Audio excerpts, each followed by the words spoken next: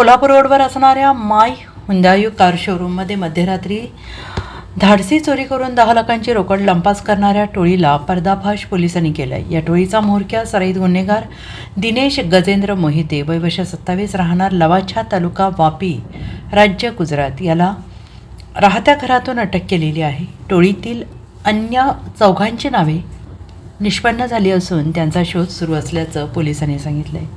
स्थानिक गुन्हे अन्वेषणच्या पथकाने गुजरातमध्ये जाऊन सदरची कारवाई केली।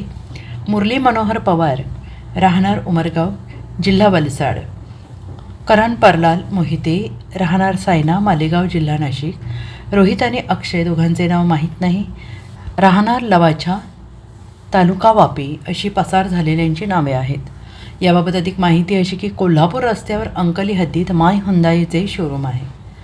सकाळी 9 ते संध्याकाळी 7 वाजेपर्यंत शोरूम सुरू असते।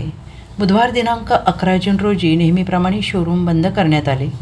मध्यरात्री 2च्या सुमारास चोरट्यांनी शोरूमच्या मागील बाजूने प्रवेश केला। मुख्य दरवाजा उघडण्यात आला, त्यावेळेस आणखीन 2 चोरटे आत आले। जिन्याखाली असणाऱ्या कॅशियर कक्षाजवळ चोरटे आले।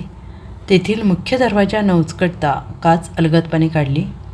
कॅश काउंटरवरून कक्षात प्रवेश करत तेथील गोदरेज कंपनीची तगडी तिजोरी 3 चोरट्यांनी उचलून बाहेर आणली।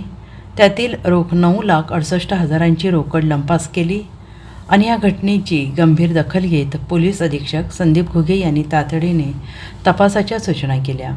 स्थानिक गुन्हे अन्वेषणचे एक पथक तपास करत असताना तांत्रिक माहितीच्या आधारे गुजरात राज्यातील लवाछा गावात संशयित दिनेश मोहिते हा त्याच्या घरात मिळाला। त्याच्याकडे चोरीबाबत कसून चौकशी केली असता त्याने आणि त्याच्या इतर 4 साथीदारांच्या मदतीनं चोरी केल्याचं त्यांनी सांगितलं आणि त्यावेळेस त्याला ताब्यात घेत सांगली ग्रामीण पोलिसांच्या स्वाधीन केलं।